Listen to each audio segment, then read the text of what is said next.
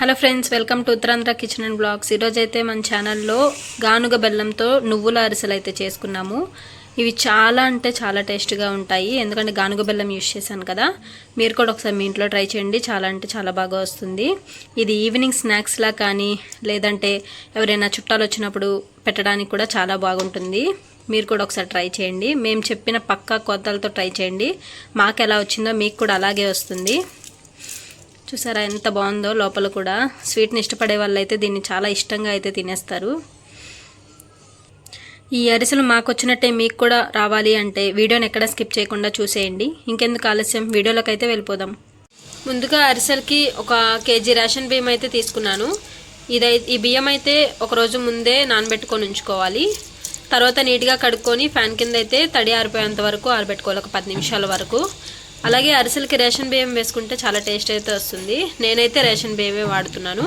ఇప్పుడైతే ఈ బియ్యాన్ని ఫ్యాన్ కింద అయితే 10 నిమిషాలు ఆరబెట్టేసుకున్నాం. ఇప్పుడు ఈ బియ్యాన్ని వడపట్లో వేసుకొని నీళ్ళు పోయేంత వరకు అయితే ఉంచుకుందాం.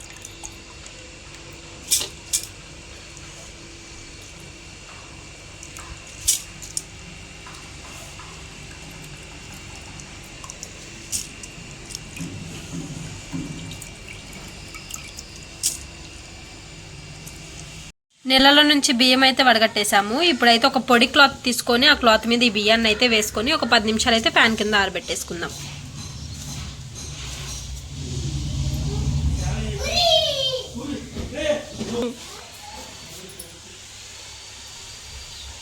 ఈ విధంగా క్లాత్ మొత్తం స్ప్రెడ్ చేసుకుంటే కొంచెం త్వరగా ఆరిపోతుంది.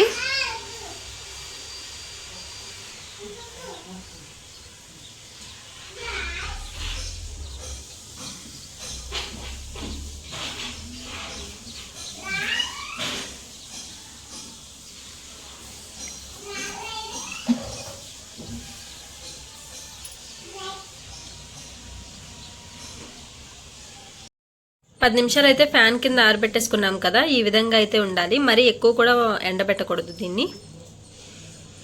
ఇప్పుడైతే వీటిని మనం మిక్సీ జార్లో అయితే వేసేసుకుందాం. మిక్సీ జార్లో అయినా వేసుకోవచ్చు, లేదంటే పిండి మరకెళ్ళి అక్కడైనా చేపించుకోవచ్చు. కొంచెం కొంచెంగా మిక్సీ జార్లో మిక్సీ పట్టుకోవాలి వీటిని.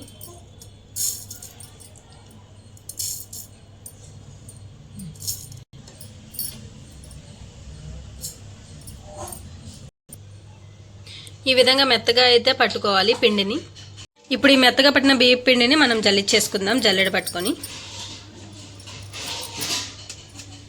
ఏమైనా మిగిలిపోయిన బియ్యం అలా ఏమైనా ఉన్నా సరే జల్లెడ పడితే అక్కడే ఉండిపోతాయి.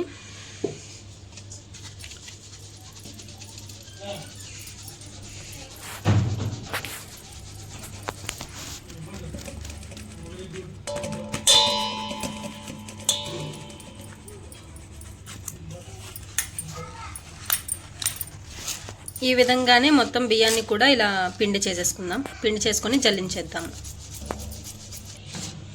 ఇలా కొంచెం పలుగ్గా ఉంటే మళ్ళీ ఒకసారి మిక్సీలో వేసుకొని మెత్తగా పిండిగా పట్టేసుకోండి. ఈ విధంగా మెత్తగా పిండిలాగా అయితే చేసుకోవాలి. అలాగే ఇది ఆరిపోకుండా కొంచెం అలా నొక్కి పెట్టుకోండి మొత్తం పిండిని అయితే. కొంచెం చెమ్మచెమ్మగానే ఉండాలి. ఆ తర్వాత దీని మీద ఒక పొడి క్లాత్ అయితే కప్పుకోండి. ఈ విధంగా కప్పేసుకుంటే సరిపోతుంది. అసలుకి మెయిన్గా ఉండాల్సింది బెల్లం కదండి. ఇది గానుగ బెల్లం. మేమైతే ఈ గానుగ బెల్లం యూజ్ చేస్తున్నాము. ఇది చాలా ఈజీగా పాకం అయితే వస్తుంది. అలాగే ఇది అరిసెలకి యూజ్ చేయడం వల్ల చాలా టేస్ట్ అయితే ఉంటుంది.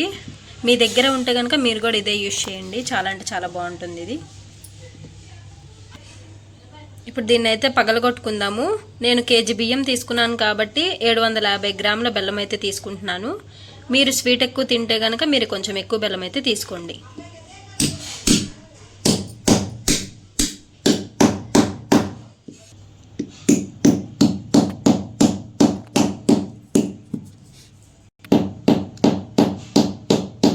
చాలా గట్టిగా అయితే ఉంటుంది, ఇలాగే పగలగొట్టుకోవాలి దీన్ని.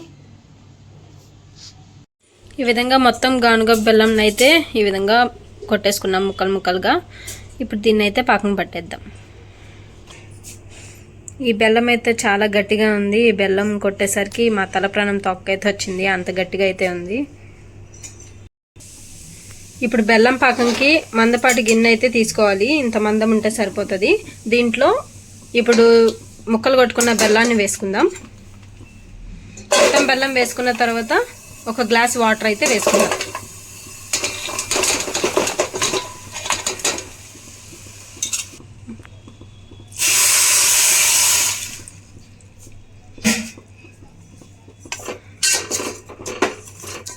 ఇప్పుడు ఈ బెల్లం అంతా ఉండపాకం వచ్చేంత వరకు ఉంచుకుంటే సరిపోతుంది.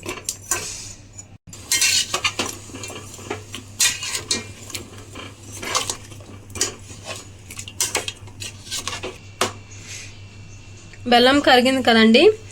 ఇదైతే గానుగ బెల్లం. దీంట్లో ఇసుక పీచు అవేమి ఉండవు కాబట్టి వడకట్టాల్సిన అవసరం లేదు.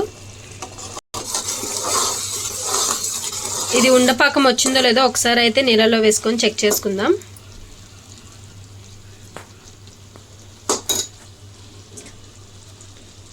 ఇంకా రాలేదండి. ఇంకొంచెం సేపు అయితే దీన్ని పాకం పెడదాం.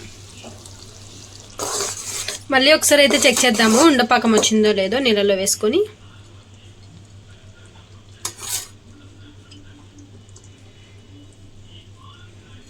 ఉండపాకం అయితే వచ్చేసిందండి. ఇలా ఉండకట్టాలి. ఇలా ఉండకొడితే రెడీ అయిపోయినట్టే ఈ పాకం. ఇప్పుడు ఇందులో ఒక స్పూన్ ఇలాచీ పౌడర్ అయితే వేద్దాం. ఒకసారి అయితే ఇది బాగా కలిసేలాగా కలిపేసుకుందాము. ఇదంతా లో ఫ్లేమ్లో పెట్టుకొని చేయాలండి, లేకపోతే మాడిపోతుంది పాకం అన్నది. ఇప్పుడు ఇందులోనే 2 స్పూన్ల నెయ్యి అయితే వేసుకుందాం.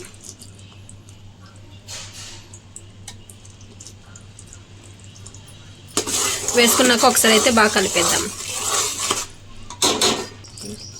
ఇప్పుడు ఇందులో ఇందాక రెడీ చేసుకున్న పిండిని అయితే వేసుకుందాము. మిక్సీ పట్టిన పిండి వేసుకొని అలా కలుపుతూ వేసుకుంటూ ఉండాలండి. వేసుకున్న తర్వాత కలపడం కాదు.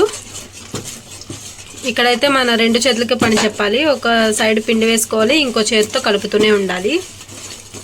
అప్పుడే ఇది బాగా కలుస్తుంది, లేదంటే గడ్డ కట్టుకుపోతుంది.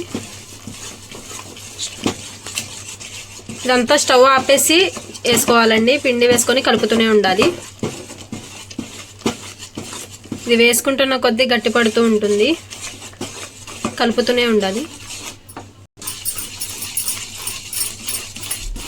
పిండి మొత్తం కలిసేలాగా మొత్తం కలుపుతూనే ఉండాలి. బాగా కలపాలి, ఎక్కడ ఉండలు కట్టకుండా కలుపుతూనే ఉండాలి. పిండిని అయితే పాకంలో కలిపేసుకున్నామండి. ఈ విధంగా జారేలాగా అయితే ఉండాలి.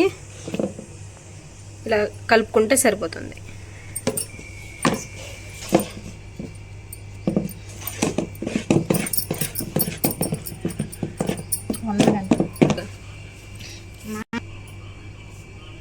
ఇందులో ఇప్పుడు 2 స్పూన్ల నెయ్యి అయితే వేసుకుందాము పైన.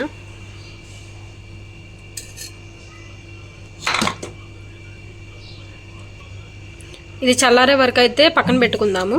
చల్లారాక ఈ మిగతా ప్రాసెస్ అయితే స్టార్ట్ చేద్దాం. ఇప్పుడు ఒక కళాయి పెట్టుకొని డీప్ ఫ్రైకి సరిపడా ఆయిల్ అయితే వేసుకుందాం. ఇదైతే ఇప్పుడు చల్లారిపోయిందండి. ఒక ఉండలాగా ఇప్పుడు దీన్ని తీసుకుందాం. ఇలా రౌండ్గా చేసుకొని ఇప్పుడు దీన్ని ఒక పాలిథిన్ కవర్లో రౌండ్గా అయితే ఇలా ప్రెస్ చేసుకుందాం.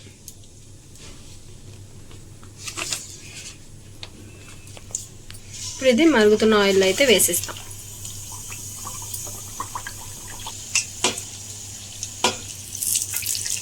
ఈ విధంగా అయితే ప్రెస్ చేసుకోవాలి. ఏమైనా ఆయిల్ ఉన్నా సరే అది వెళ్ళిపోతుంది. గట్టిగా ప్రెస్ చేసుకుని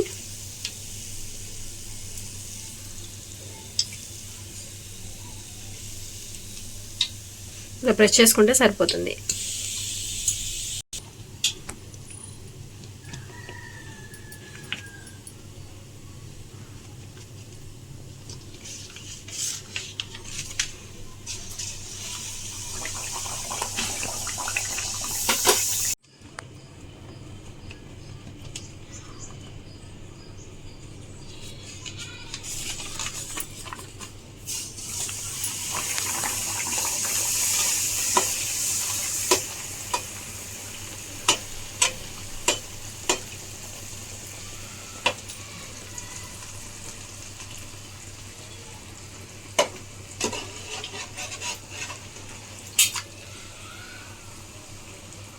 ఇవి త్వరగానే ఫ్రై అయిపోతాయండి, ఎక్కువసేపు ఏమీ ఉంచాల్సిన అవసరం లేదు.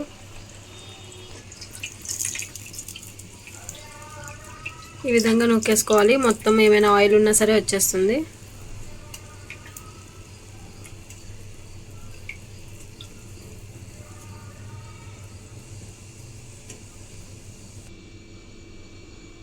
ఇందాక నార్మల్ అరిసెలు వేసుకున్నాం కదా, ఇప్పుడు నువ్వులు అరిసెలు వేసుకోవడానికి కొంచెం నువ్వులు అయితే తీసుకొని దానిలో వాటర్ కానీ పాలు కానీ వేసుకొని కొంచెం తడుపుకోవాలి. అప్పుడు నువ్వులు బయటికి రావన్నమాట. ఇలా ఆ పిండికి ఇలా నువ్వులు అప్లై చేసుకొని ఇలా అయితే ప్రెస్ చేసుకోవాలి రౌండ్గా.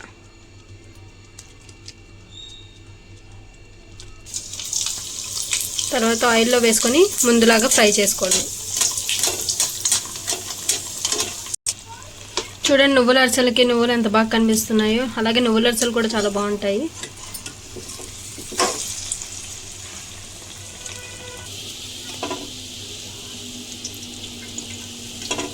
ఈ విధంగా ప్రెస్ చేసేసుకోవాలి, ఆయిల్ ఏమైనా ఉన్నా సరే వచ్చేస్తుంది. అంతేనండి, అరిసెలు అయితే రెడీ అయిపోయాయి. నేనైతే 2 రకాల అరిసెలు చేసుకున్నాను, ఒకటి నార్మల్ అరిసెలు, ఇంకోటి నువ్వుల అరిసెలు. 2 కూడా చాలా బాగున్నాయి. చూడ్డానికే కాదు టేస్ట్ కూడా అదిరిపోతుంది. స్వీట్ని ఇష్టపడే వాళ్ళు ఇవి చాలా ఇష్టంగా అయితే తింటారు.